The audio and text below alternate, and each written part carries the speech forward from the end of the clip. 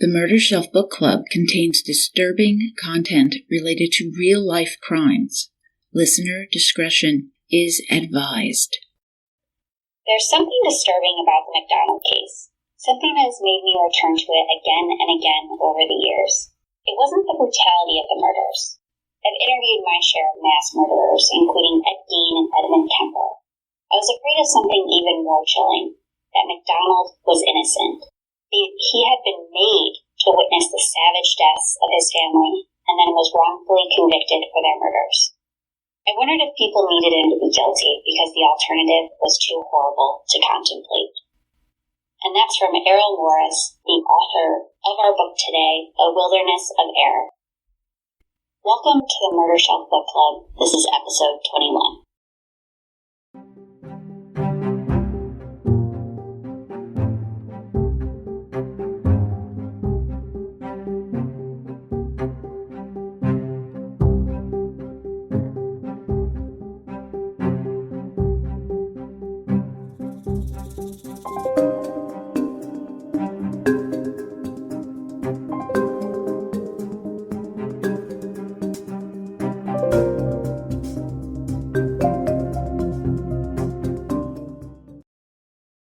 Welcome back, Murder Bookies. I'm Jill. And I'm Tara. For those of you who are just tuning in, we are a real-life true crime book club turned podcast. While we do the heavy lifting, we encourage you to read along with us. We like to summarize each book we pull off our murder shelf, follow along the author's footsteps, and of course, give our thoughts and opinions. You can anticipate 3 episodes on each book, the first 2 going through the book, and our third, which we dub Second Cast, where we examine topics that we didn't get to cover in the first couple of episodes. We hope you're staying safe and healthy, and thank you for tuning in. We don't have much housekeeping today, but if you listened to our last episode, you'll know that we covered a bit on Richard Ramirez, the Night Stalker. Make sure you catch the Netflix series, The Night Stalker. I had no idea how truly evil that man was. It is worse than you expect, even for the hardened true crime aficionados. I'll let you know my thoughts when I watch it. Get into it soon. I know from you it's a doozy. Just like today's book is a doozy. We're covering Jeffrey MacDonald and the murders of his wife, children, and unfortunately she was pregnant at the time, so unborn child. And if you've read this book, you literally know everything about this case now. This is literally the Encyclopedia Britannica of the Jeffrey MacDonald case. And if anything, this is truly the book where we really do that heavy lifting for you. And I'll admit, I knew nothing when we first brought this up in book club. I actually had recently watched Once Upon a Time in Hollywood. You know, I'm a big Leonardo DiCaprio fan, so I finally got a chance to watch it. And when he brought up this, I was like, yes, please. Even though Once Upon a Time in Hollywood, completely different than what I thought it was going to be. We're not here to talk about movies. But I knew more than the average bear about the Manson murders, which is one of those things that we talk about. It's an element that we can connect to. So I was definitely keen to start reading this book. And one of the things that Morris makes apparent, and which Jill can actually attest to, is everyone thought they knew literally everything about this case because they had read A Fatal Vision by Joe McGinnis, which over 5 million copies were sold. This book seems to be like a true betrayal. McGinnis was a man, an author, a journalist. He'd been hired by the MacDonald team to tell Jeff's story, and Jeffrey MacDonald believed that McGinnis was actually on his side and would tell his story of truth. But who wants to read about an innocent person? Nobody. Everyone watched this miniseries that was made on the book. There was also a 60 minutes episode that aired on September 18th, 1983. Yes, it's been on that long. It was seen by roughly 30 million people. And everyone thought that Jeffrey MacDonald was guilty and that he was a killer. And if you have no idea what we're talking about, well, we're going to get into it at more at the end of the episode and probably in a second. We've got a long way to go. Oh, Tara, you are not kidding. I did watch the miniseries with Gary Cole as MacDonald way back in 1984. And listen, it was a complete slam dunk. And I even rewatched Fatal Vision again for our series. Now, later I did read the Joe McGinnis book, Fatal Vision, which, filled in all the cracks and the gaps. And this guy is guilty as hell. What a monster. Case closed. So what on earth was Errol Morris babbling about? Miscarriage of justice in the MacDonald case? Give me a frickin' break. All right, but then I read Wilderness of Error and backpedal. Like, what the hell just happened? It really made me revisit my confidence in the verdict that I have held for decades. That is a powerful book, one that can make you really rethink. Errol Morris is no stranger to miscarriages of justice, and that is what this book is rife with. Suppressed evidence, court misconduct, bubbling investigators, forensic mix-ups, you name it.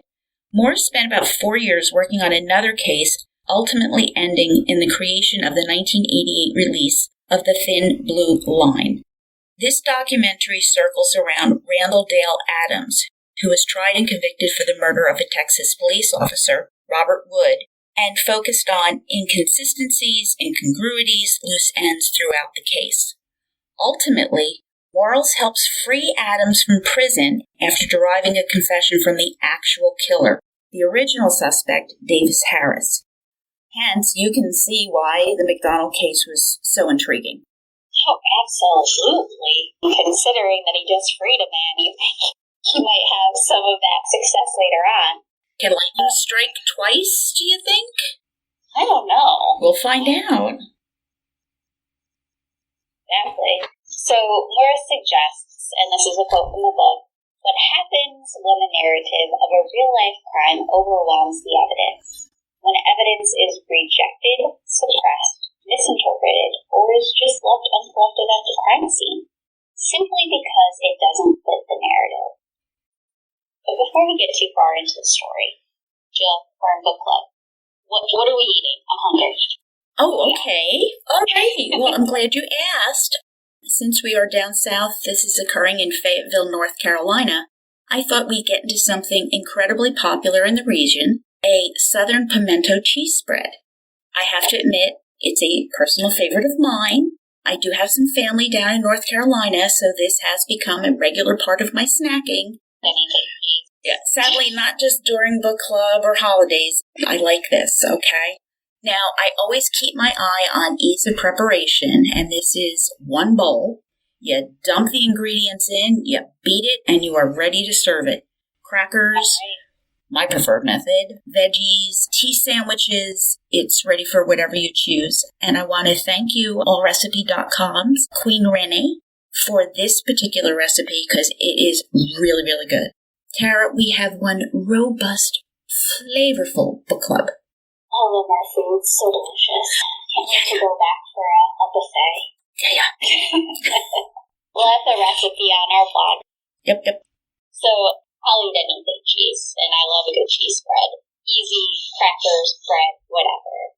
I decided to go with a bit of a weird wine pairing here today, but I will say it's absolutely perfect. Pimento cheese spread. Pimentos are peppers, right? Mm-hmm. So the wine to pair is Cabernet Franc. Some of you are probably like, what the hell is this? But this is actually the perfect pairing of peppers, the cheese, and actually the herbs used in this recipe. A Cab Franc is one of the parents in the union of Cabernet Sauvignon. The other is Sauvignon Blanc. So you have a red grape and a white grape that produce Cabernet Sauvignon, which is the premier grape. But we're talking about Cab, right? The parent here. So this is a red wine. It's medium-bodied and will mesh with a ton of foods due to the high acidity and light tannins. That astringency in wine that we talked about quite a bit. And one thing I learned from Wine Folly, which you know is a wine site that has really, really good wine education, is that if you're using fresh herbs, just pair it with Cabernet Franc. You're not going to be disappointed. And so I'm from upstate New York, if you guys don't know, Rochester area, Syracuse. Not a far cry from Patchogue, New York, which is where MacDonald was born.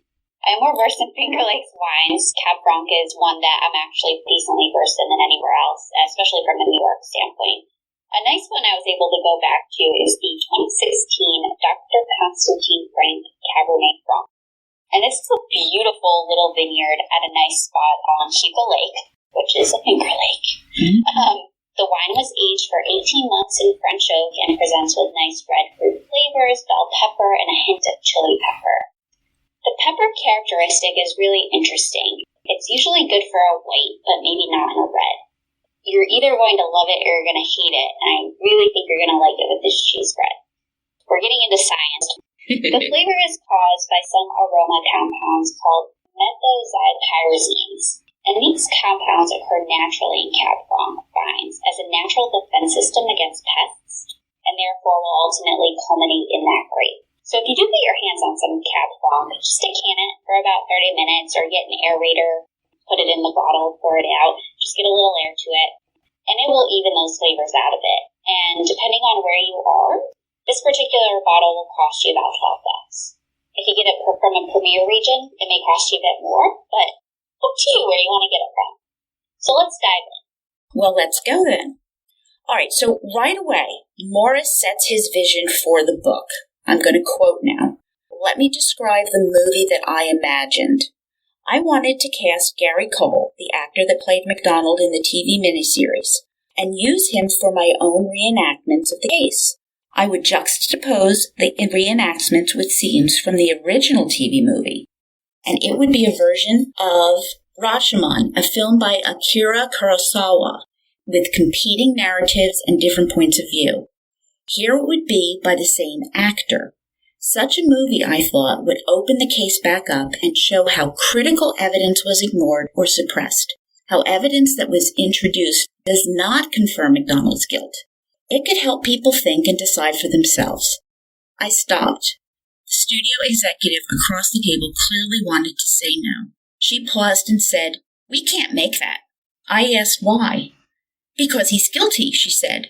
"That man killed his family." And I said, "But he might be innocent." And she said, "No, he killed his family." End quote. So, where do you go from there? Who is or who was Jeffrey MacDonald? Well, he's still alive, and it's been 40 plus years. He's an Ivy Leaguer, Princeton for 3 years, and then off to medical school at Northwestern. Jeff found himself a captain in the Green Berets down at Fort Bragg, North Carolina. Once his service in the military was over, he planned to take up residency in orthopedics at Yale. He was young, handsome, some would say a playboy. MacDonald was married to his childhood sweetheart, Collette Stevenson, who's 26 at this point. And they have 2 beautiful little girls, Kimberly, age 5, and Kristen, 2, with a baby on the way. Anyone who knew the MacDonalds would say the 2 little girls were smitten with their daddy. The dream was to own a farm in Connecticut. That dream ended on the morning of February 17, 1970, when Collette and the girls were found murdered in their home at 544 Castle Drive in Fayetteville, North Carolina, a duplex. We're going to set the scene as Morris did. Now pay close attention. Most of this is going to come up a multitude of times across multiple hearings and trials in the coming decades, and this will be graphic. Collette was 4 months pregnant with their first son. She was found beaten and stabbed, face down on the floor of the master bedroom. Both of her arms were broken, likely defensive injuries. Her skull was fractured, and she had been stabbed at least 24 times with an ice pick, in addition to other stab wounds that seemed to be from another sharp object, most likely a knife. Needless to say, her death was brutal, and so were the deaths of her 2 girls. Both were found dead in their beds. Kimberly had been stabbed, the right side of her head crushed by a club. Kristen, the youngest, was also stabbed, but no broken bones. Blood was everywhere. What a scene. It's horrifying, and we're just left to wonder what had actually happened. MacDonald said that he was in and out of consciousness, and this is what he explained to MP Ken Micah, military policeman for MP, that he had been asleep on the couch in the living room when he heard screams, and he saw 4 people at the foot of the sofa. 1 blonde woman with a floppy hat and brown boots, 2 white guys, and 1 black male. In the chaos of the opening scene that Morris presents to us, Micah told a superior officer that he had seen a woman matching the description that MacDonald gave on the street corner not too far away, one who was wearing a floppy hat, yet no one tried to pick her up. MacDonald was ultimately rushed to the hospital, where he was treated for bruises, abrasions, small puncture wounds, 2 stab wounds, one in his stomach and also to the right side of his chest, and also a collapsed one. So, a lot of carnage at 544, right? Yeah. So, Specialist 7th Class William Ivory with the Criminal Investigation Division of the Army, which we'll call CID in the future, he took detailed notes of the crime scene, and here's what he recorded. Collette was on the floor in the master bedroom on her back next to a green armchair. She was wearing pink pajamas. There's a bath mat across her stomach. On her chest appeared to be some blue cloth, which was later identified as part of a blue pajama top. Between the armchair and the dresser, he observed a small wooden-handled knife. Now back to the living room. One side of the living room appeared to be undisturbed. The other half was a different story. The coffee table in front of a brown divan was tipped on its edge, and multiple magazines had fallen to the floor. A plant with the roots and dirt lay on the floor just to the side of that table, with a white plant pot sitting upright. We have a diagram on our blog along with our sourcing for the series. Check there for some pictures if you didn't grab a book. Now, weapons were discovered outside the back door of the house about a half hour later when Robert Shaw and another CID investigator arrived. A wooden club, a paring knife with a brown handle, and an ice pick with a tan wood handle. The objects were sketched where they were, as the photographer had, quote, run out of film bulbs or had some other tech problems, end quote. Why? What? Okay. I understand this is the 70s, but please. Anyway, and the weapons were taken into evidence. Both Shaw and Ivory were relatively young and inexperienced in homicide, but both came to the conclusion that there was something wrong with the scene in the living room. While there were signs of a struggle, there wasn't enough destruction to suggest that 5 people were present, 4 assailants and 1 adult victim. Now, we might be biased, but we also have read enough books to understand crime scene investigation. How the hell do you know that something looks, quote, wrong, unquote, because you don't see enough signs of a struggle? Sounds like a kind of a crowd. I'm not sure how much struggling goes on when you've got a group, like a bunch of people. I don't know. I don't know either. One thing absolutely did stand out. On the headboard of the master bedroom, on the headboard, the word pig was written in blood. Now, for those of you who know the significance of this, you get it immediately.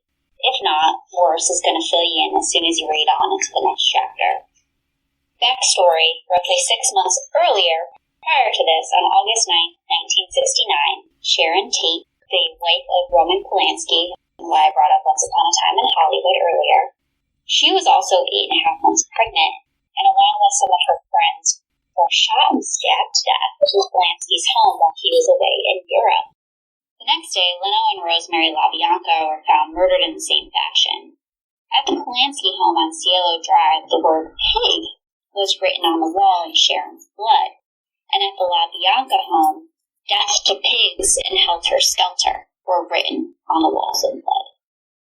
If this doesn't ring any bells, we're going to tell you right now, it's Charles Manson and his family who were responsible for this. And now we could go on and on about Manson. Shit, there's a number of books we could do a series on, right? But the idea that Helter Skelter and a group of, quote, drug-crazed hippies, end quote, had come to Fayetteville made the front page of the Fayetteville Observer. And now, the newspaper featured some additional details lending to the idea that some hippies might be responsible. We knew that MacDonald advised that he woke up on the couch with 4 people standing near his feet. The article said that he told military authorities that 3 men and a woman had burst in through the back door of the house, chanting, LSD is great, LSD is great. And a few days later, the New York Times had picked up on some of these quotes and reported that MacDonald had said, isn't that wild? In reference to a Manson murders article in a magazine when speaking to friend Lieutenant Ronald Harrison. Now, Harrison had made various comments to Army investigators that were released to the press and made it seem like MacDonald had been interested in Satanism and occult practices simply because he had a copy of the March 1970 issue of Esquire. Are we to believe that this article, that this magazine was the trigger to these crimes that led MacDonald to kill his wife and children, that he would recreate a Manson-like murder scene out on the East Coast, or considering that the Manson family murders were being called the crime of the century, would it be out of line to think that the group of drug-crazed hippies, as they were so lovingly called, may have been influenced to do the same? However, in a signed statement from Harrison dated July 13, 1970, months after the murders, the article in question was a topic of discussion literally for 10 minutes in a 2.5 to 3 hour visit with the MacDonald family, which was literally an offhanded comment made by Jeffrey MacDonald, who told Harrison, "Go ahead and read it. It's wild. This is context. This is what we call context." But this statement was never released to the public, and we'll come back. Oh, brother. Well, we will bring it up now, just as Errol Morris does. The question of psychopathy. Was MacDonald a psychopath? Herb Claykley was a Georgia psychiatrist and Rhodes Scholar, author of The Three Faces of Eve and The Mask of Sanity. These books became the foundation of thought surrounding the idea of psychopathy and multiple personality disorders, known as DID today, dissociative identity disorder. Why do we bring him up? Well, this is a central theme to the MacDonald case, between actual disease and faking disease, genuine normalcy versus faking it.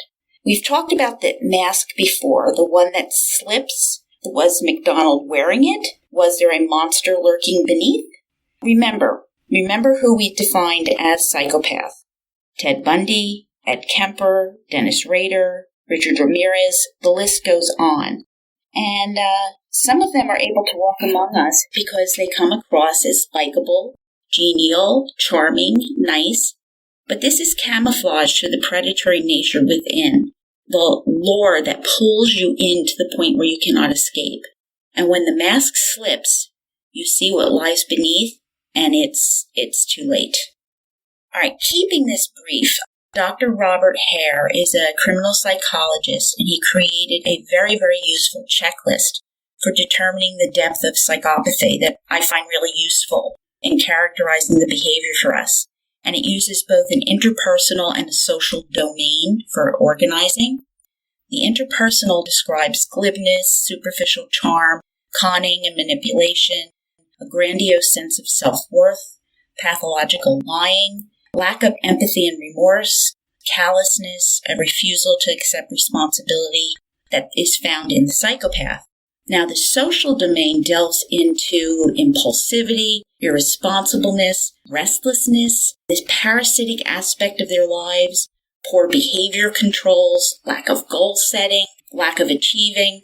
So we all might have some of these to a certain extent, but we don't have all of these simultaneously. It's most yes. Right, yeah, well, ideally we don't. And if you know someone who does, well, yeah, now you know.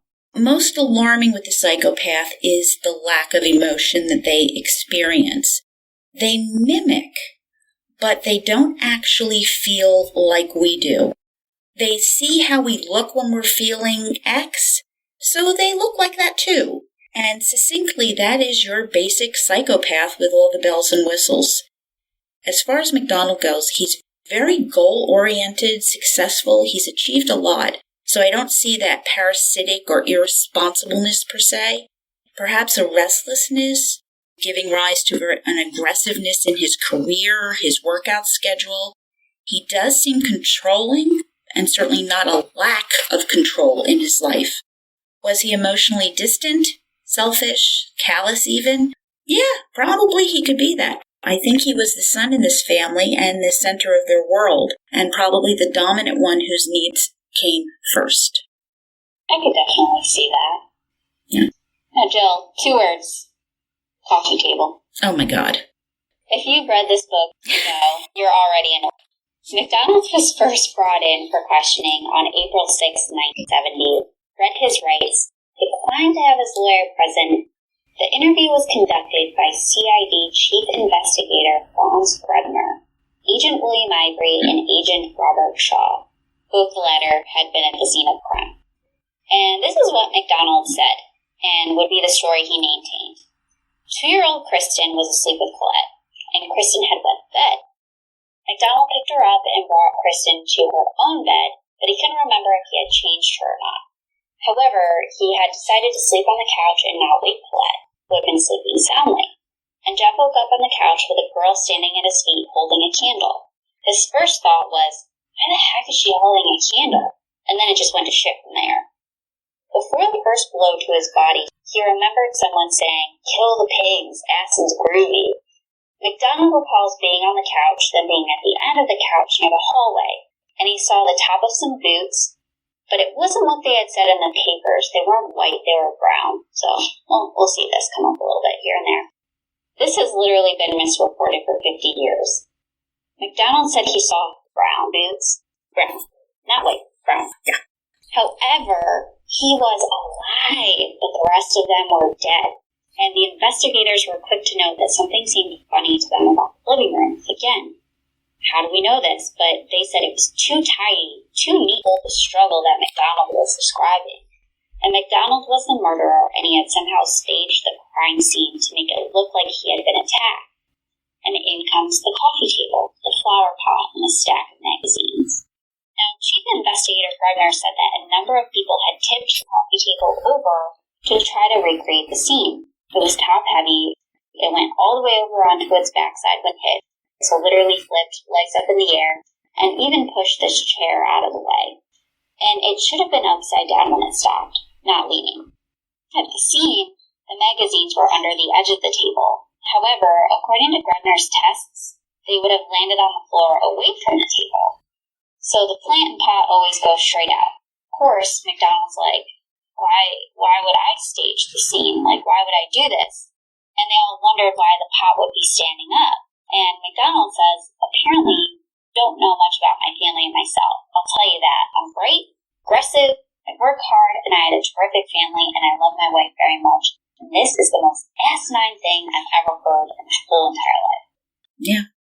Well, Morris determines that MacDonald had to be the type of man who could do this to his family because CID had already come to that conclusion.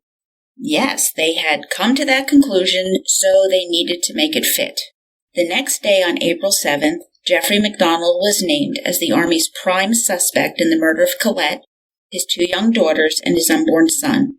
When asked why CID became so convinced it was MacDonald, well, there was a lot of ex-soldiers, dropouts, violent crimes happen all over the place and were mostly drug-related. So everyone believed Jeff because there was a war on drugs. People were buying guns, barring their doors, just like the Sacramento area because of the Visalia ransacker or the original Night Stalker, later to be known as the Golden State Killer. Remember, they were all buying guns and selling out the shelves empty, Yeah. Right? Now, Jeff was arrogant, and in his interviews, he was very dismissive and casual. So that also helped convince them that it was him. Fitting the narrative. Yes. He wasn't grieving enough or withdrawn enough or mourning enough. Enter Michael Malley, MacDonald's roommate at Princeton. They weren't quite friends. They had actually parted ways after only a few years, and he would go on to be a lawyer in the military and eventually one of MacDonald's defense attorneys. He wrote to MacDonald on a whim, urging him not to speak with CID, but MacDonald had already done so. However, they started corresponding, and MacDonald requested Malley's assistance, and as soon as he received orders from the higher-ups, he went to do just that. Similar to others searching for possible motive, many go to the possible drug use. Jeff did not use them except the occasional diet pill. Psychosis, psychopathy, even infidelity. I guess he had occasional one-night flings. But he was considered a loving husband and father who was loved in return by his family. And Jeff did not believe that Collette knew he was cheating on her, but he would never do anything at the expense of his wife and children. That's his position. All right, but one thing that always remained is the fact that the Army screwed up.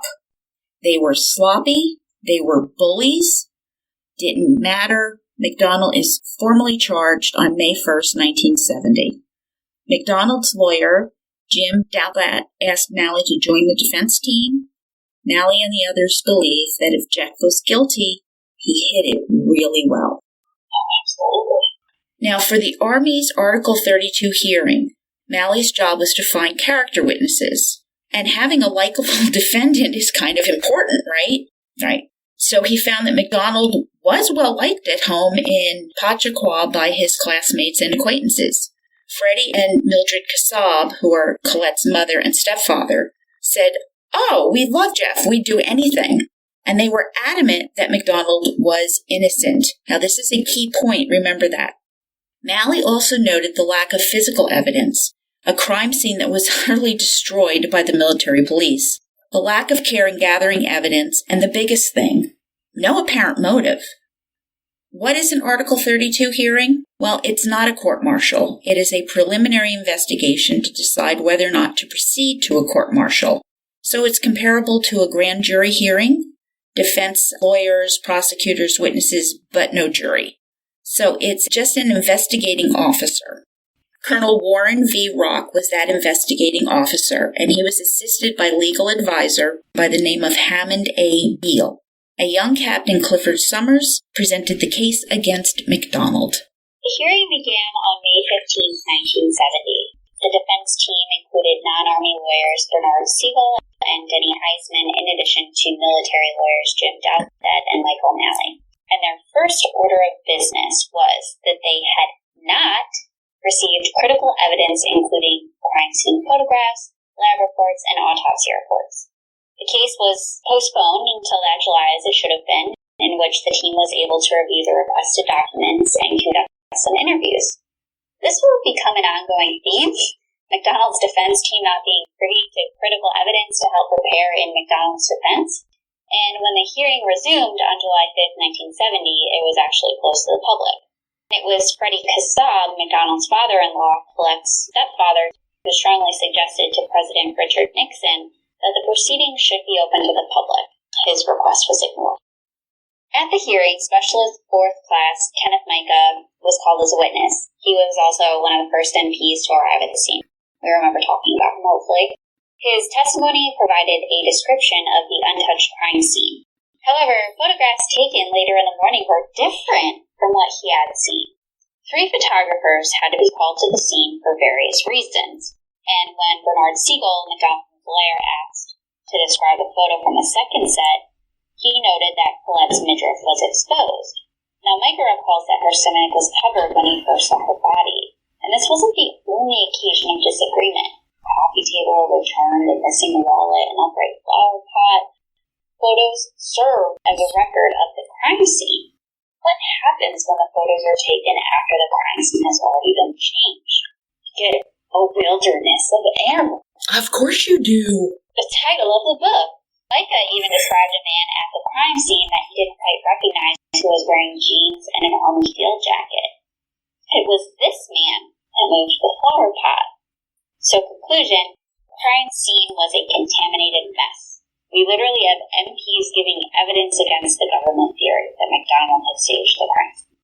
It really is just a mess. And more about that damn coffee table. So Specialist William Ivory did more than a few tests on this damn coffee table. Try 30 tests. His intent was to try to get a result that showed as it appeared in the crime scene photos. No matter what use of force, the table would always fall the same, on top with its legs in the air, never on the side as it was found in the MacDonald home that morning. Essentially, it had to be placed that way. Now, thankfully, Colonel Rock felt that the infinite discussion about the coffee table was a bit ridiculous, and he decided to conduct the experiment himself. The last point that Rock made was when he, quote, kicked over the coffee table. It struck the side of the rocking chair and came to rest on its edge, end quote. 30 tests, Rock comes in, one kick, boom, on the edge. All right, so Rock was able to do the same thing at the MacDonald house in front of Franz Grebner and William Ivory with the same result. a result that he found twice, and he had proven the impossible. So Ken Micah now takes the stand for the second time during the hearing, this time for the defense. And he told the court that he had seen a woman that night, a blonde woman wearing a floppy hat and a dark-colored raincoat. Now this matches the description that MacDonald gave of the female intruder. Micah saw her just a few blocks away from the MacDonald house, standing on the street corner in the rain, on his way to the crime scene. Now this is unusual. Siegel pressed Micah further. Had he told anyone else what he'd seen? Well, he told his commanding officers what he'd seen, including the head of investigation, Provost Marshal Colonel Robert Hearsay. But nothing was done. Why wouldn't it? A woman standing in the rain at, 4:30 in the morning on a street corner matching the description of an assailant? Why wouldn't you go find him? Nah. Anywho, Nah. William Posey was a laundry delivery man, and he described what he had seen in the early morning hours of February 17th. He had woken up to use the bathroom when he heard a car pull into the parking lot, and the passengers were making some noise which aroused his curiosity. A woman, Helena Stokely, whom he known to have lived there, got out of the car, a woman that matched the description that Micah gave. Floppy hat, blonde wig, white boots. This was a girl that Posey knew well by appearance alone, having lived right across the way from her. And he said he very seldom saw her without that hat. And speaking with Stokely and a mutual friend a week or so later, she advised she needed an alibi for the night that Posey had described. However, a few days later, she was gone, in the wind. Poof. Toward the end of the hearing, it was revealed that Specialist William Ivory had interviewed Stokely for CID, but had failed to look into her further. Now, when Ivory interviewed her, he didn't even take notes. I've talked about this before. Why wouldn't you take notes during a criminal investigation? Unless you have something to hide, right? That's weird. When asked if Ivory had asked her to come testify at the hearing, he said that he did, but that she wouldn't come. She didn't want to become involved. And it was Colonel Rock who asked him to repeat that statement. Stokely was not at the Article 32 hearing because she did not want to become involved. The flower pot, coffee table, Helena Stokely, put that on repeat because you're going to keep hearing it. It's nice to know that you have the option of showing up or not to a murder hearing. It's nice to know you have the option. I'm just going to try that. God forbid I ever get involved in something like this and say, I just really prefer not to get involved. Yeah, Do you think that would work? I'm going to be non-committal about giving you an answer because I don't even want to give an answer and I shouldn't have to. Yeah, I don't want to go. I don't want to. All right, so what about Dr. Jeffrey MacDonald's mental state? Dr. Robert Sadoff was the psychiatrist hired to examine Jeffrey MacDonald. And after a 3-hour examination prior to the hearing, Dr. Sadoff concluded that he saw zero evidence of psychopathy in Jeffrey MacDonald. He could not see any reason that would account for the loss of control or premeditated murder. Sadoff was asked 1.5 million times if MacDonald was capable of these crimes, and his answer was always a resounding no. This was unanimous across the board from every psychiatrist who interviewed MacDonald. Finally, his actions afterward were noted to be a normal grief response. But if there was any guilt, it was because he couldn't save his family when he was supposed to be their protector. That sounds pretty normal to me, that survivor's guilt thing, right? Absolutely. Of course, a doctor might be aware of this, aspect of surviving a trauma, but evidently no narcissism, arrogance, no lacking empathy, no illusions of grandeur, manipulation, unfeeling. So, okay for Dr. Sadoff. We hear you, sir. Yep. So, to finalize the Article 32 hearing, the purpose again was to find enough evidence to be able to charge Jeffrey MacDonald in a formal court-martial. All Colonel Rock had to do would be to say that there was probable cause. Colonel Rock actually took it a step further. His findings were released on October 13, 1970, and he stated that all charges and specifications be dropped, as what the prosecution presented were not true, and that Helena Stokely be investigated properly by local authorities. And 10 days later, on October 23, 1970, The charges against MacDonald were dismissed by the commanding officer of Fort Bragg. He was free to go. There would be no apology from the prosecution for any mistakes or assumptions that they made of Jeffrey MacDonald. And for Michael Malley, his military lawyer, that was a very, very dangerous thing. You'd think that was it, right? Oh, no. No. We got like 400 more pages left to go in the book. All right, circling back to Helena Stokely. While it was requested that local authorities investigate her, the FBI refused to take on the case. J. Edgar Hoover even sent a letter to Special Agent in Charge Robert M. Murphy stating, quote, "Under no circumstances should we become involved in this matter since the Army handled this case poorly from its inception." End quote.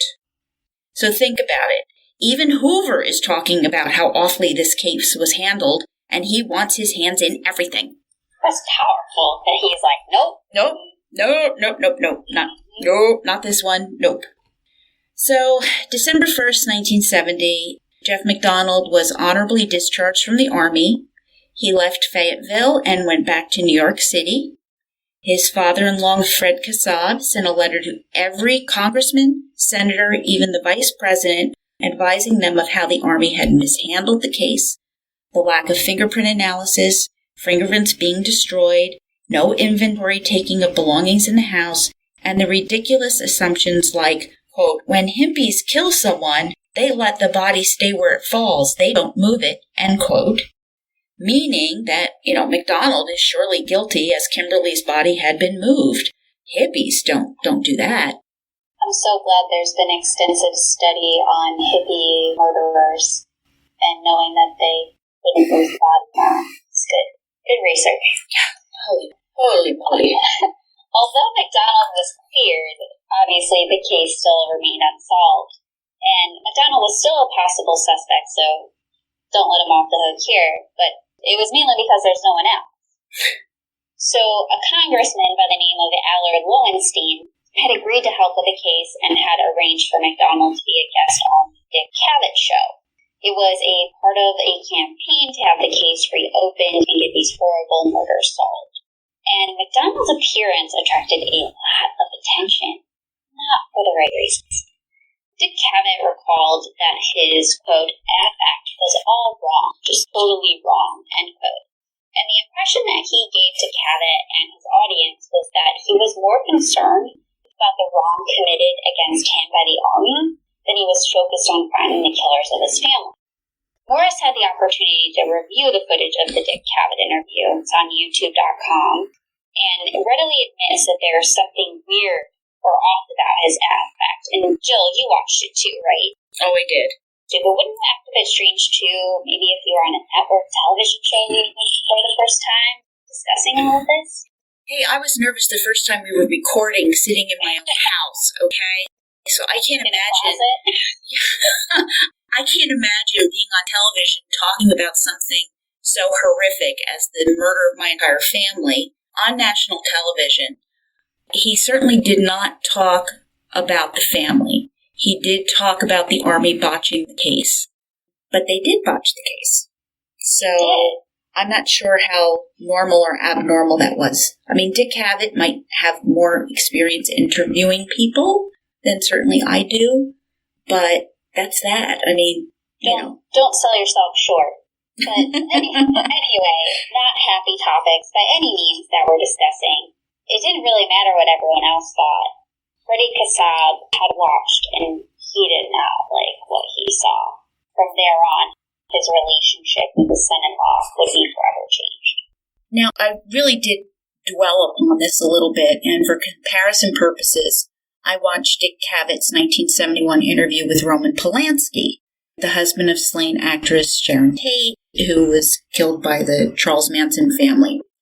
So Cavett asks Polanski how he's dealing with celebrities, media, people who, thrive on horrible events like this, with everyone claiming to know secret tidbits, and Polanski admits to loathing them. He talks about himself, he talks about his feelings, advice he was given on coping with his loss. He didn't go out for 8 months, he said, and it cost those backing the film that he was working on when Sharon and his unborn child were slain It was Day of the Dolphin, several $1 million.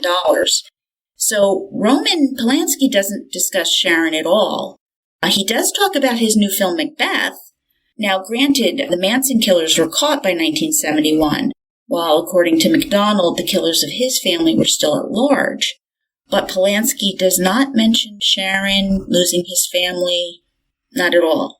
Does that normalize Jeffrey MacDonald's Capt interview? You decide, murder bookies. So, the habit show appearance, regardless of how we feel he acts or doesn't, is definitely going to be a major turning point. However, it was a month beforehand, on November 17th, 1970, that Fred Capt had a conversation with MacDonald that seemed a little bit suspicious. And Capt reported the conversation in which MacDonald told him that he, quote, he had gone to the town in Fayetteville looking for the murderers and found one. That after questioning him, beating him, the fellow admitted that he had participated in the murders, so Jeff killed him, end quote. When Errol Morris questioned Mike Malley, MacDonald's lawyer, Malley stated that Capt was in favor of the death penalty against whoever killed his daughter and grandchildren. That Capt actually asked MacDonald to go to North Carolina to seek out the killers.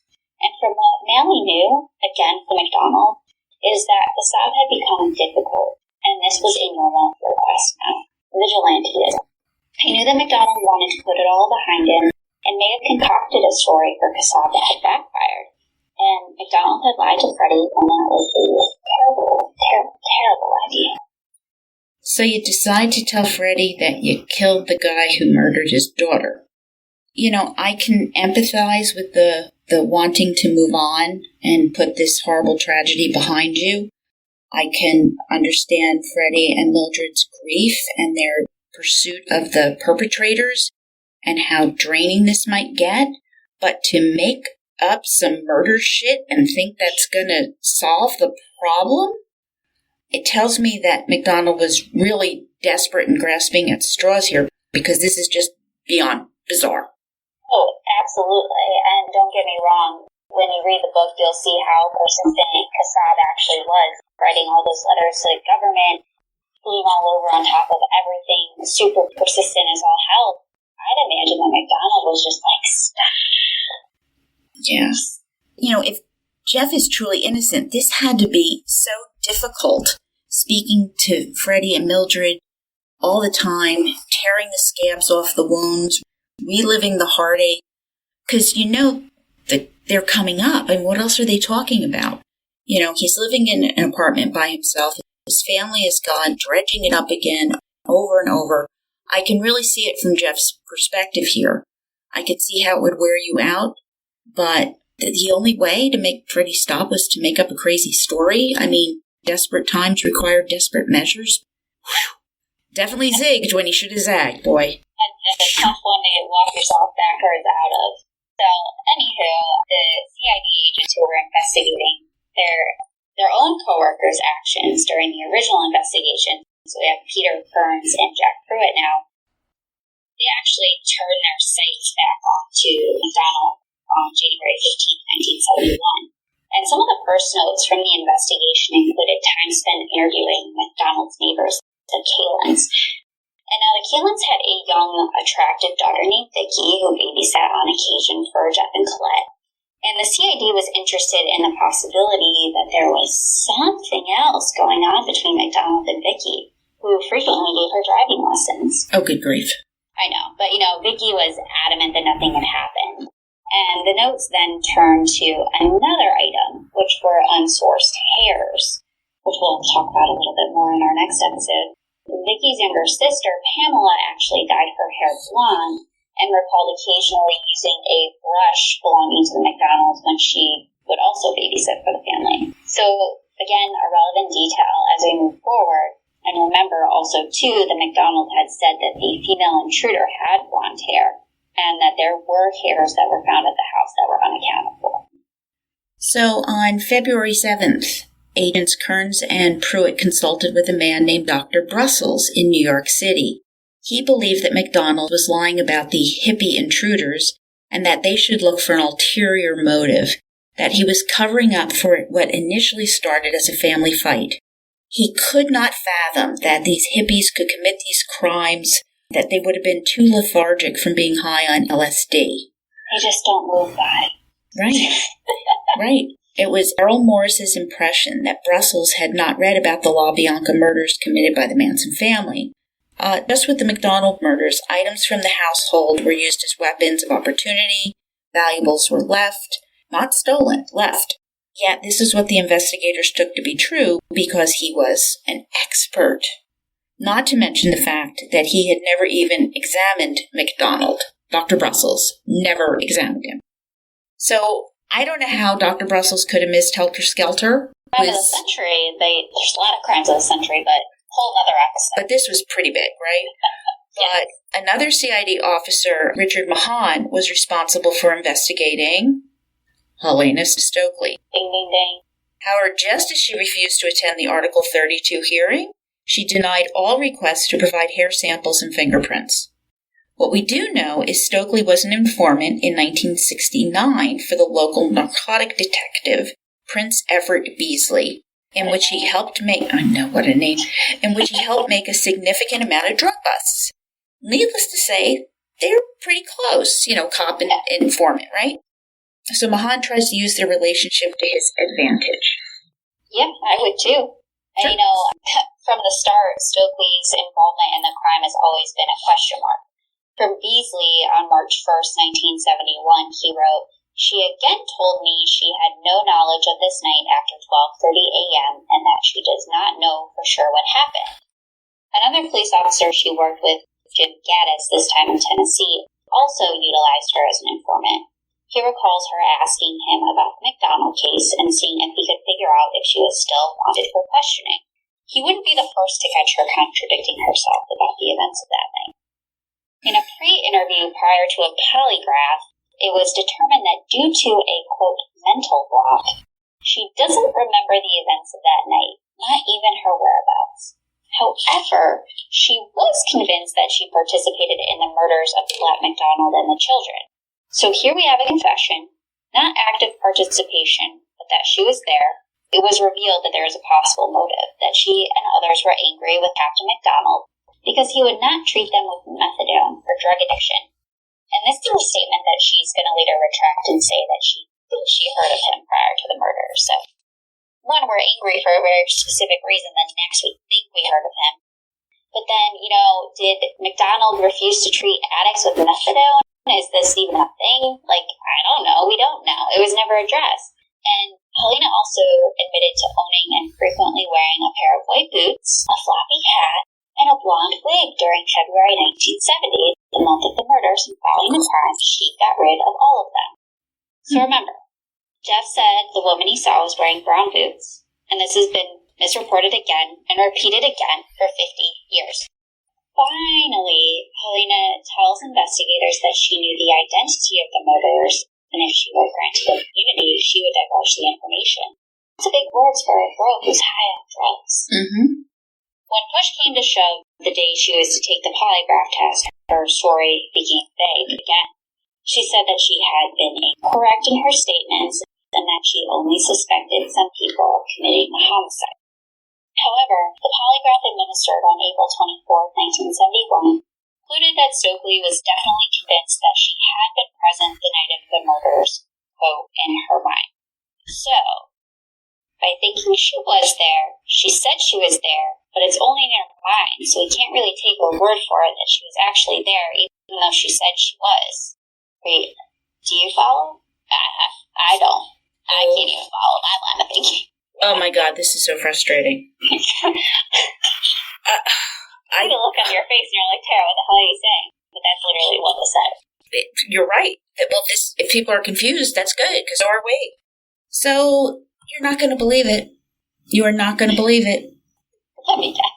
The CID came back to look at that damn coffee table again after 2 years after the reinvestigation of the MacDonald murders. Martin Lonke, a crime scene research analyst, wrote that if the rocking chair had been parallel and up against the coffee table, then the coffee table would, quote, it could prevent it, maybe it prevented from falling over completely. I'm just going to take the coffee table and throw it through the window myself. Oh, sure. All right. A person could have also prevented the table from falling face down. He also, oh God, Lonke also raises the issue of the lack of evidence of any large-scale shuffle. Could Lonke have utilized the physical evidence to make the case against MacDonald and find him guilty of the murders? Sure. Why not? Sure. Errol Morris thinks so.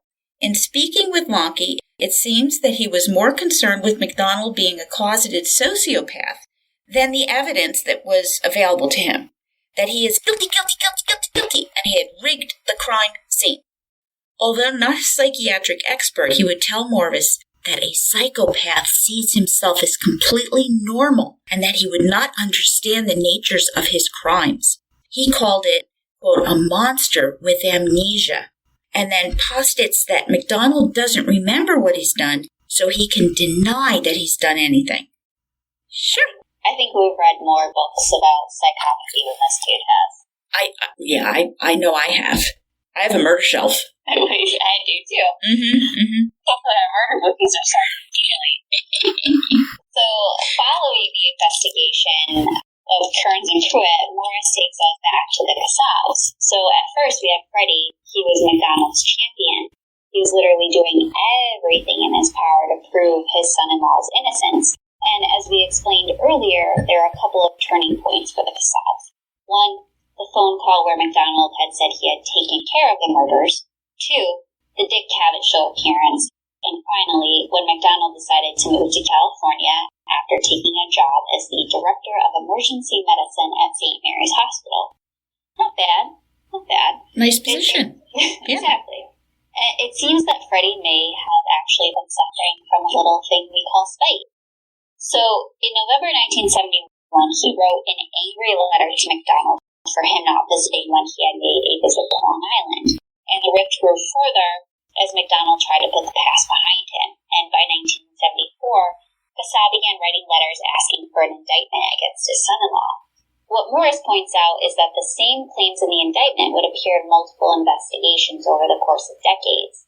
There were no intruders, no one else was around to commit the murders.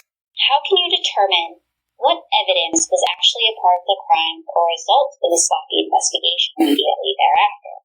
That's it. You can't. That's why Thomas McNamara, the new U.S. attorney, was still not sure if they could get a conviction with the evidence they currently had available to them. However, a grand jury was brought together on August 12, 1974. So, Hammond Beale described the grand jury as a witch hunt. There was a new judge presiding over the matter, and his name was Franklin T. Dupree. Another young lawyer, Brian Murtaugh, was also added to the prosecution team. MacDonald would go on to describe him as a little viper. Ooh, didn't like him much. Oh, yeah. So when MacDonald was sworn in, the line of questioning quickly turned to his relationship with his father-in-law, and MacDonald advised his team, even his mother, had come to feel ill at ease around Freddie Cassab. He had taken over the Article 32 hearing, garnering a lot of publicity, and he'd really become a media freak. At the time, MacDonald also took the opportunity to make clear the conversation he had with Cassab that he had implied that he'd killed a man. After playing this game with Freddie, Jeff finally came clean. But by that time, MacDonald had moved away to California, had tried to rebuild his life, and Freddie and Mildred, Colette's mother, were not too pleased with him. Just that spite. Yeah. And guess who never appeared before the grand jury? You guessed it, Helena Stokely. She was never even called. The prosecution didn't even consider her a suspect anymore. However, William Posey, remember the laundry delivery guy who was her neighbor? Well, Posey's testimony at the Article 32 hearing came into question, and the prosecution concluded that Posey had not been truthful during a polygraph simply because he hadn't been certain of the actual date that he had seen Stokely and couldn't recall the make of his car. Her car. Yeah. It was also asked if Stokely had been given a polygraph, and she had. However, given her state of mind, again, all the drugs, no one could be sure if she actually knew who had committed the murders or if she was actually even present. Regardless, the polygraphs were admitted into evidence, but the conclusions that were made regarding those tests were left out. It was made to seem really cut and dry, and that no conclusion regarding Stoker could be reached, which is why she was never called. That actually does kind of make sense. Yeah. Fun fact. There was a French detective and scientist named Dr. Edmond Locard, who is most famous for his transfer theory or the exchange principle. Okay, essentially, the principle boils down to a simple fact. It is impossible for someone to enter a room without leaving something behind. A hair, exfoliated skin. If there's a type of struggle or an attack, fingernails, maybe blood. Disgusting to think about how much skin shedding that we do all over the place, right? Yeah, dust. Right. Yeah. All right. Each member of the MacDonald household had a different blood type. And this was a lucky occurrence in this case. And the chief of the chemistry lab for the FBI, Paul Strombaugh, believed that the blood left at the crime scene could be linked to each family member. Therefore, the crime scene could sort of be reconstructed. Good luck. Well, Strombaugh gives a lot of detail about his theory to the grand jury, but there is no way to say exactly what happened, no matter how plausible he might sound. So to put it simply, as Morris wrote, the ABO blood typing does not connect a blood stain with a specific individual. Now, there are maps in the book where Morris identifies where all of the blood stains were and what blood type was found where. There's a couple pieces of evidence that stand out.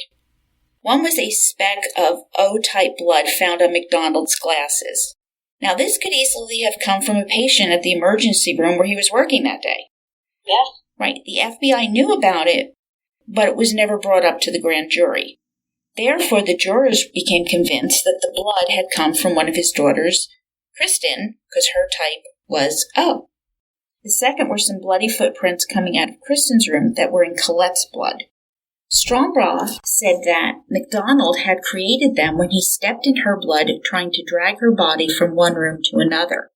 There was literally zero evidence to back this up. The footprints themselves were actually destroyed when someone had tried sawing them out of the floor. It's too easy. I'm just going to move on. Yet, it was accepted as fact that he's dragging her body out and leaving bloody footprints.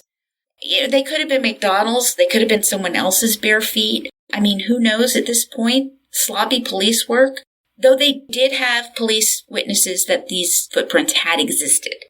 Just like all those sets of photographs and people saying, oh, it was like this, but then it was like this. But someone moved something somewhere, but we don't know when. Over the table and right at the flower pot. Yeah. Okay, anywho, the collection of fingerprints were even more bungled than the footprints. So certain areas were not so certain areas were not completely dusted for fingerprints, and some fingerprints that were found were those of MPs and other investigators at the crime scene. This should be crime scene 101. Wear gloves. Don't let 20 people into the crime scene. But here we are. How long has law enforcement been collecting fingerprints? A little history lesson. I learned this from Jill. And so we have, with a growing scientific study of fingerprints and scholarly articles on usefulness, 1892 is the answer. So, for example, Argentine Police Chief Officer Juan Bustich used fingerprints to solve the murder of the sons of Francisca Roja, who had accused a neighbor of committing the crime. And a bloody thumbprint was found that matched Roja, not the neighbor. So Francisca confessed when confronted with the evidence. And in the early 20th century, French scientist Paul-Jean Coulier developed a method of using iodine fumes to transfer latent fingerprints. And by 1901, Scotland Yard began fingerprinting and identifying criminals using them. So American police departments adopted this same method not long afterward, and fingerprint identification became a standard practice in the U.S. But not at 5 or before Castle Drive in Fort Bragg. Nope. So 1892 we've been doing this, even though we've got, 4 40 or 50 years since 1970, but still, we got a long, long time. Yep. This has come a long way. Don't get us wrong. We went over this in Killers of the Flower Moon, but still, standard. So for 4 years, the government worked ceaselessly to reconstruct the crimes committed in the MacDonald household. And on January 24, 1975, grand jury indicted Jeffrey MacDonald on 3 counts of murder. And he was literally arrested within the hour in California. And because the Article 32 hearing hadn't been a trial, double jeopardy couldn't apply. So he was going to go up against the government yet again. All right, here we go again. So, roughly 3 months before the start of the trial, Dr. John Thornton, hired by Bernie Segal, was finally able to examine the physical evidence the government had available to them. This was after years of requests to do so, and just like everyone else, Morris had a conversation with Thornton, who truly believes that MacDonald did not get a fair trial. The defense went into it without being properly able to examine all of the evidence. To quote Thornton, he calls it a colossal clusterfuck. Yeah, that works for me. Now, the real question became, was evidence being withheld as it had been during the Article 32 hearing? Well, maybe. There was a memo called the Purett's Memo, and it was prepared by Brian Murtaugh's law clerk, Jeffrey Puretz, at his request. The memo lists out what evidence could be legally withheld, and it was written prior to the 1979 trial. The line had been drawn. By letting Thornton review materials when he did, the prosecution, despite having ignored every single previous request for access to the evidence, had given MacDonald's defense team just enough access and just enough time to review it all. That way, the defense couldn't argue that they hadn't been given anything. But why? Why is right. Right, the question begs to be asked. Why would the prosecution do this? If their case is sound, just let the defense see the evidence, right? Why is there a Purett's memo in the first place? Why is there an effort to withhold evidence legally? Who does that? What's the purpose? This just absolutely stinks to high heaven. That's really smelly. Yeah. Real smelly. The trial began on July 19, 1979, just shy of 9 years after the beginning of the Article 32 hearing. MacDonald had already established himself as a successful man in Long Beach, California. Again, he was the director of emergency medical services at St. Mary's Medical Center. And that's probably all going to go down the drain from here. So what was going to be different at the trial? Well, we have James Blackburn, who's an assistant U.S. attorney who's going to work alongside Brian Murtaugh, and they're going to begin opening arguments. And now they're going to argue that there's plenty of circumstantial evidence. We have the ice pick, the 2 knives, the wooden club, MacDonald's pajama top, and the Esquire magazine. And this is all going to point directly at Jeffrey MacDonald. He was there. It could only be him. And now the defense team was wholly opposite. We have Siegel, in addition to Wade Smith, who was a North Carolina defense attorney, who's actually held in really high regard. But they told the jury that they were going to focus on MacDonald himself, who he was as a man, and that the circumstantial evidence that the prosecution was going to line their case up with could not directly point to him as being the only one in the house, and that he was a family man, and that he would never, ever be capable of doing this to his family. Enter Joe McGinnis, and we talked a bit about him briefly, but he's a young journalist on the rise who had just recently published a best-selling book called The Selling of the President, 1968. And he's going to be the future author of Fatal Vision. And that's the book that's going to ultimately cast MacDonald in a negative light forever. But MacDonald had hired him, along with approval from Siegel, to become part of the defense team and write Jeff's story. And it was MacDonald's hope that the book would raise funds for his defense team. So again, we're going to have much more on McGinnis later. Okay. So August 1st, 1979, Mildred Kassab, Collette's mother, is called to the stand, and James Blackburn asks her to speak of her daughter's last Christmas. And Mildred testifies that her daughter wasn't herself. Maybe it was because she was pregnant, or maybe it was due to the financial troubles that the MacDonald family was experiencing. Apparently the family wasn't getting along, according to Mildred. There was a fight during the subpar dried-out meal, and MacDonald made a big stink about Colette's attitude and her sullenness. And when Mildred asked her daughter what was wrong, they just didn't seem to be getting along. But wait a minute. Flashback 9 years before to the Article 32 hearing. Freddie Kassab was lauding MacDonald for him always being a good boyfriend, a good father, a good husband, good son-in-law, good. Jeff and Collette met when they were 12 years old. Freddie knew this. He describes an alternative reality at the hearing, the exact opposite of what Mildred is now saying. Freddie says that the family was the happiest he had ever seen them. Donald bought him a pony, for crying out loud. He did. He bought him a pony. I never got a pony. I didn't either. Financial troubles? What? I don't know. But unfortunately, we see plenty of supporters turn against MacDonald throughout the decades, so they're not the first ones to flip. So one acquaintance of the Kassab and the MacDonalds testified that Mildred may have been upset that Jeff left after the Article 32 hearing, and that's why her story changed. Spite. That spite knife. Yes. She said, quote, "Jeff, you can't go. I need you. Blah, blah, blah. And then, if you leave, I'll make you live to regret it." Was the change of story just out of spite? This acquaintance was Helen Fell, and she continued further with Errol Morris off the stand at a later time. It appears that Mildred had more to say on the subject. Quote, "I will never stop until you go to the gallows." End quote. Wow. That's a bitter mother-in-law. That is bitter. She lost her daughter and grandchildren. I know. Say that to your son-in-law, jeez. So, now we come to the topic of Jeffrey MacDonald's torn pajama top, and this just makes me tired.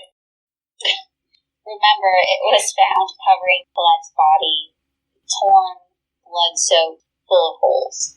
And MacDonald had gone into detail back in 1970 about how he was knocked out, that when he came to, he found Collette on the floor, a knife sticking out of her chest. And he had removed the knife and covered her with his pajama top. So let's make that clear.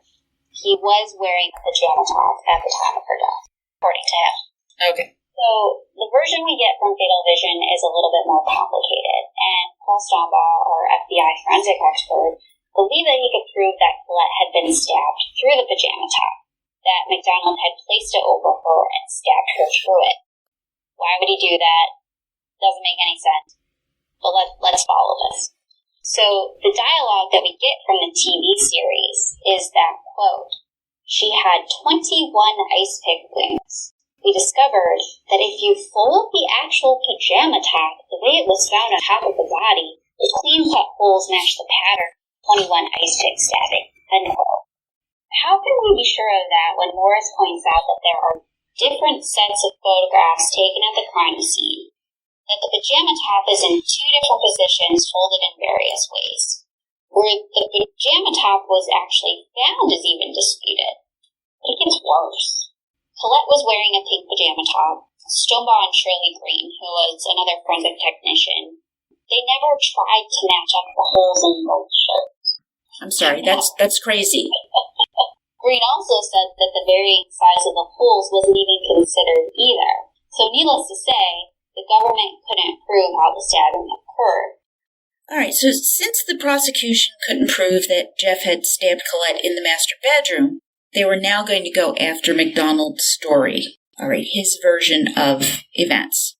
Stombaugh was now going to advise how the shape of the puncture wounds could tell us if they were made in the master bedroom or in the living room. Okay, a simple series of equations here. Circular holes, stationary fabric, no tearing, done in the master bedroom. Tearing, moving fabric, someone was in motion, those were done in the living room where the action happened.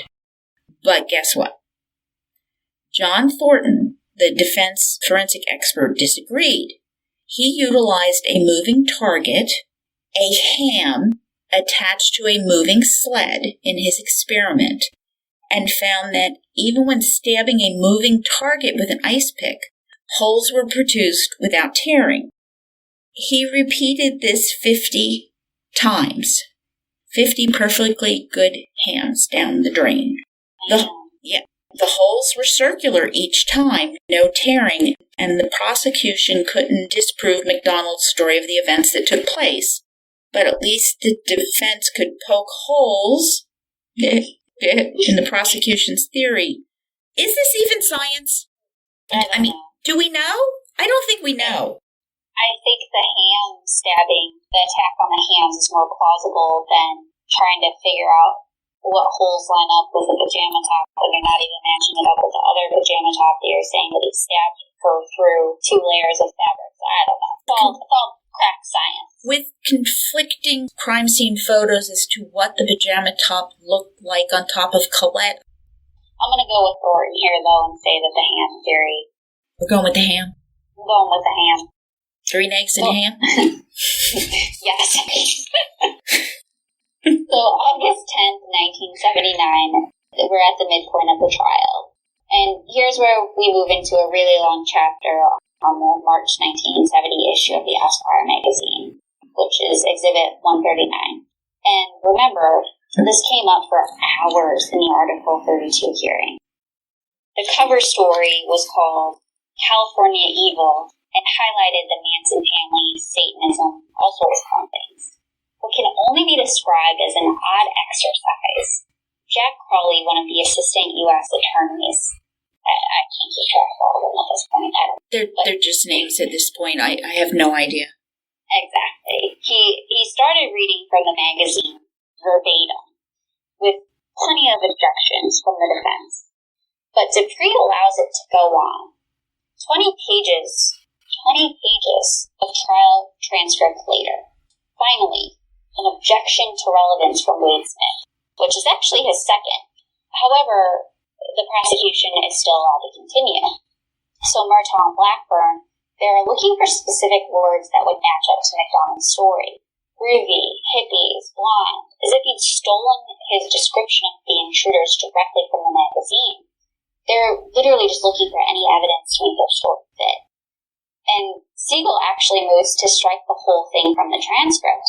And here's what Judge Dupree says. I was wondering, why wasn't somebody cutting this short or making an objection? You say now that one was made, and I do not recall it. But unfortunately, the jury was left with an impression of a stage crime. Thank you, Judge Dupree. Continuing through August 13th, the topic of psychiatric testimony came to the forefront for Judge Dupree. Now, we have nothing but positive evaluations from multiple psychiatrists from the Article 32 hearing and the grand jury in 1974 and 75, who stated that there was zero evidence of psychopathology in Jeffrey MacDonald. None. However, Judge Dupree declared that if the defense wanted to have psychiatrists testify to this fact yet again, MacDonald was going to have to submit to another evaluation by another expert of the prosecution's choosing. In comes Dr. James Brussel. Remember him? The one who said MacDonald's lying about all the hippies? Looked for an ulterior motive? And Hersh Lazar Silverman, both having some notoriety for working together on the Boston Strangler case. So they took their ability to know whether someone was lying or telling the truth very seriously. Like Mildred Kassab at the trial, the report submitted by Brussels and Silverman was a complete 180 from any other psychiatrist that had ever examined MacDonald. To quote the report, Dr. MacDonald may well be viewed as a psychopath subject to violence under pressure, rather effeminate as an individual, and given to overt behavior when faced with emotional stress. As a serious emotional man, he is given evidence of secretiveness with questionable moral standards. Dr. MacDonald, in personal and social adjustment, is in need of a continuous, consistent psychotherapeutic intervention, coupled with psychiatric attention. End quote. So basically, we think you're a psycho and murdered your entire family. You're nuts. That's what I got. Yeah. MacDonald was utterly appalled. He immediately went to his lawyers, indicating that the doctors had not asked him about his family, his feelings towards them, his relationship with his wife and children, or anyone for that matter. Not even the feelings he felt about the loss of his family. To MacDonald, it appeared that Dr. Brussels himself was out of sorts, and that he didn't even know where he was. Brussels even asked MacDonald if he had his coat and hat. Now, Morris asked a very important question. Did Dr. Brussels ever find his hat? But unfortunately, the hat is lost to time. We just don't know. It was a very confusing paragraph if you guys read the book. He literally was like, do you know where I'm staying? Where are you staying? Did you see where I put my hat and my coat down? I think he's getting a little old at this point. Mm-hmm. And remember, for the Article 32 hearing, this guy gave his opinion but never even examined Jeff. So this was the first time he literally examined MacDonald too. Yeah. So it was after this meeting with Dr. Brussels that Bernard Siegel made a decision, which ended up being pretty much a lose-lose proposition. And it was that the prosecution's report was not made available to the jury, so this psychiatric report, then so would the other previous testimony. Every other sparkling review of his character and his non-psychopathy, the jury, they're not going to hear a damn thing. So on August 22nd, Dupree ruled just that. No psychiatric testimony would be heard. And this was a major pillar of the defense, one that stated over and over and over again that MacDonald was not the type of man to commit these heinous crimes. It was just gone. And this was really a failure on Siegel to protect his client. Now, Morris is going to take us a slight step back in time to July 31st. So here we are, kind of like the end of August, but we're just kind of jumping back about a month or so. We're just 12 days into the trial, and this is where the name Helena Stowe comes up in the court transcripts during a bench conference out of hearing from the jury.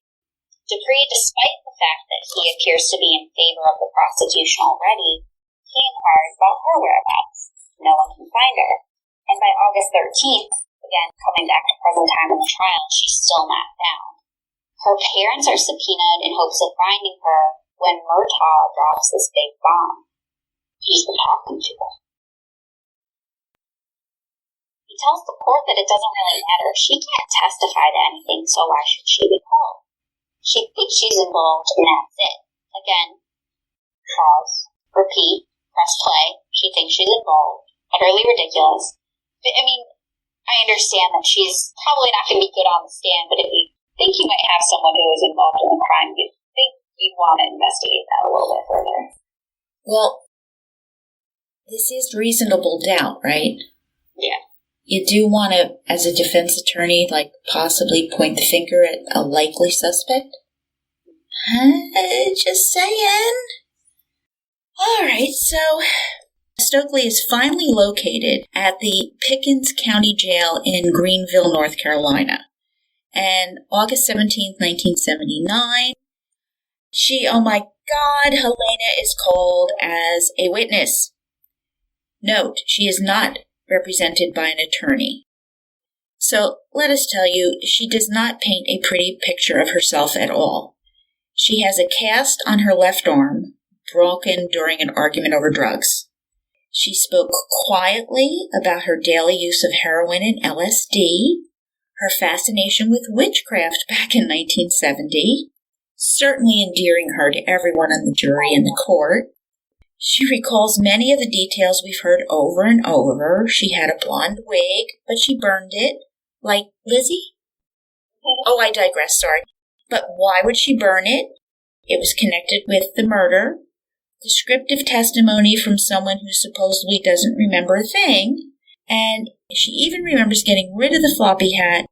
But yet, when pushed by the defense, she claims that she couldn't remember simple things from the day before. So can Helena's testimony be trusted? Would I trust it as a juror? No. She is there. She's not there. She remembers. She doesn't. She's had a dream. She can see herself there. Maybe she was, maybe she wasn't. She's doing LSD. Could I get, beyond reasonable doubt with her? I don't think so. But would you trust her testimony if she had been called? And then should she have been called? Considering what I know about the case, so maybe that's the difference. Some of the shit she absolutely should have been brought forward or at least listened to. Just because she's nuts doesn't mean she wasn't involved in the murder. Oh, absolutely. And we actually have 6 witnesses who can actually testify to her confessing, basically. Yep. So Judge Dupree advised that the testimony would be given, but without the jury present. We see this a lot. Once complete, he would then decide if it would be brought back to them. So that is because hearsay is not allowed unless corroborating evidence clearly establishes the trustworthiness of the statements. So are Helena's statements trustworthy? Let's find out. So we have Jane Zilliou, who testified on August 17, 1979.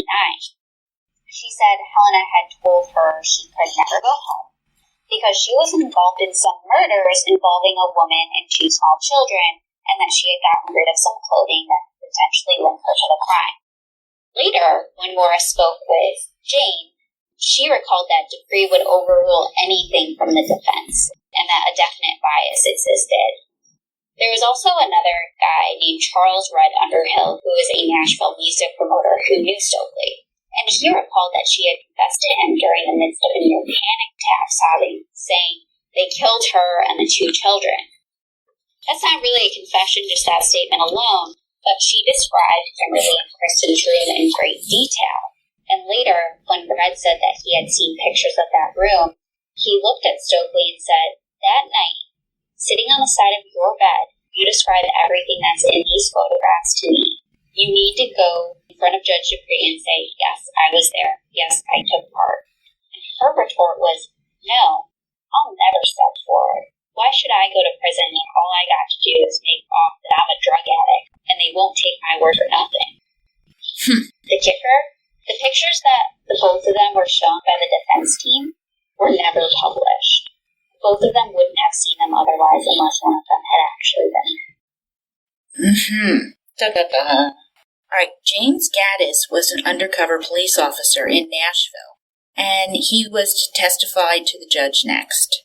Detective Gaddis said that Stokely had told him that she was at the crime scene and that she felt she had been there.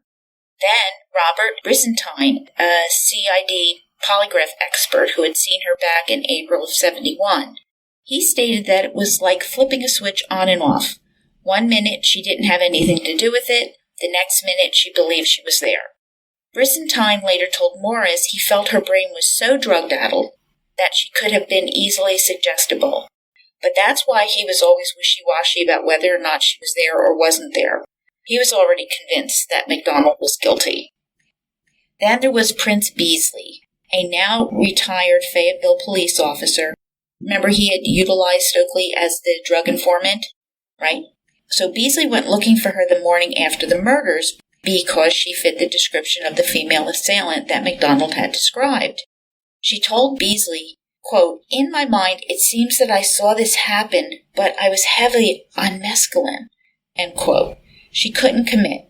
Same story, different witnesses. Finally, William Posey, the laundry guy, and then her neighbor, who testified at the Article 32 hearing, Posey had heard a different story from Stokely, that she had tried to ride a hobby horse in the girl's bedroom and that it had been broken, which we'll get to soon. It was broken. Now, how would she have known if she hadn't been there? Now, remember, the jury hasn't heard this testimony yet, and Dupree takes the weekend to decide. So while he's deliberating over the evidence, a law clerk for Bernard Siegel named Wendy Rauter receives a call from the motel that Stokely was staying at.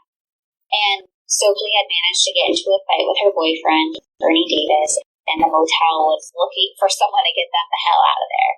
And so when she arrives in efforts to calm Helena down after the whole episode, she speaks with her for some time.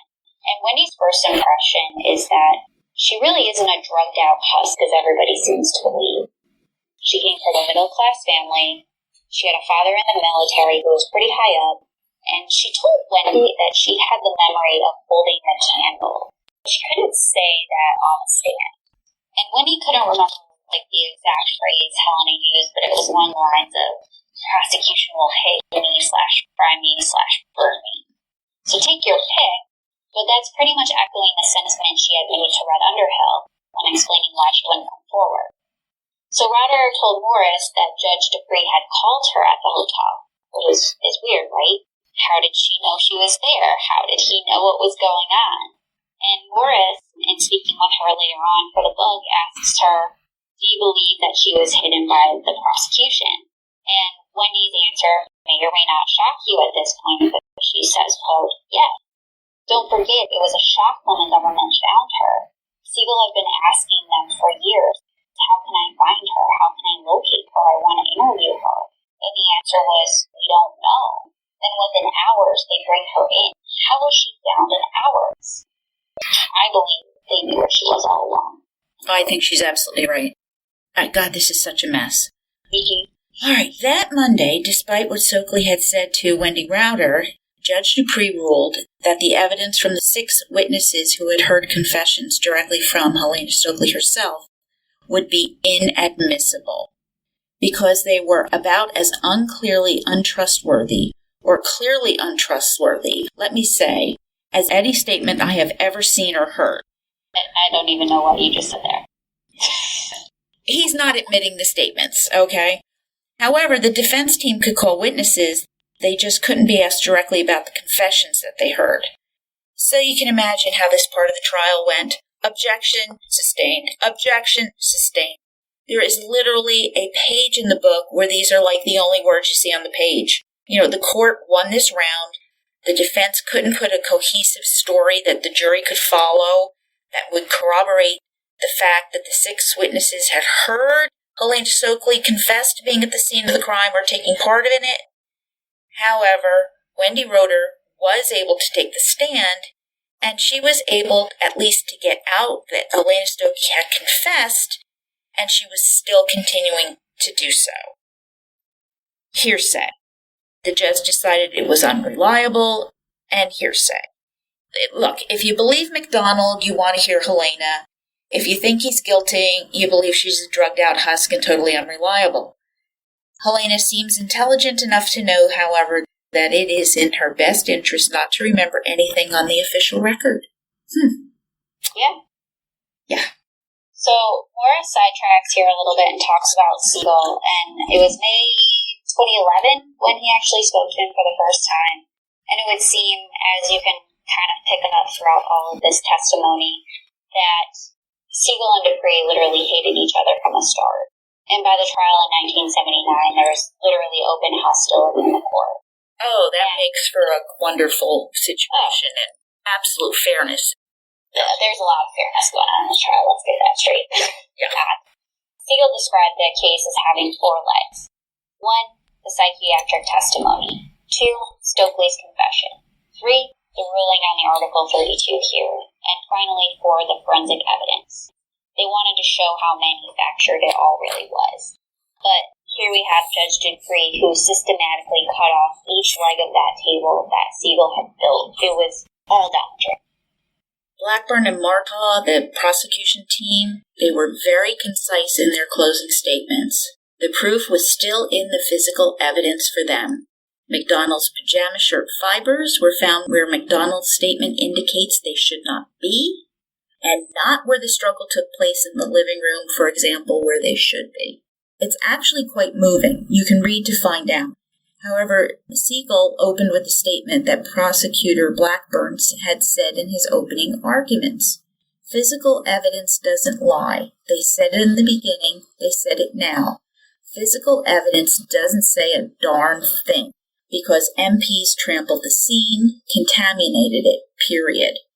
Unfortunately, Siegel would continue for almost 2.5 hours, and it would seem that he misjudged his audience when he spoke of the dangers of government to a jury of white tobacco farmers and ex-military men. You think he might have screwed up there a little bit? Morris calls it a desultory mess. Wade Smith was left without any time to address the jury.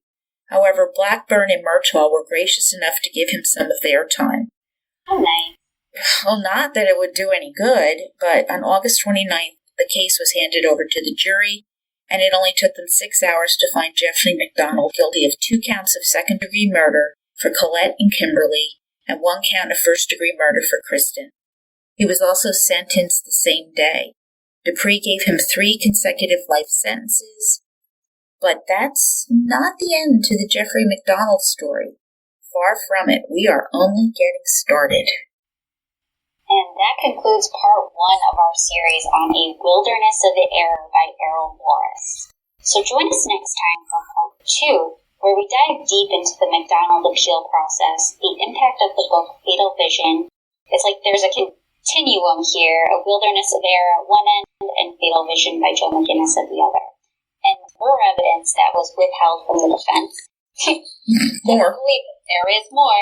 And judges with bad attitudes, pesky blood spatter, wigs, dolls, hairs, the role of DNA, and what justice might look like 50 years later.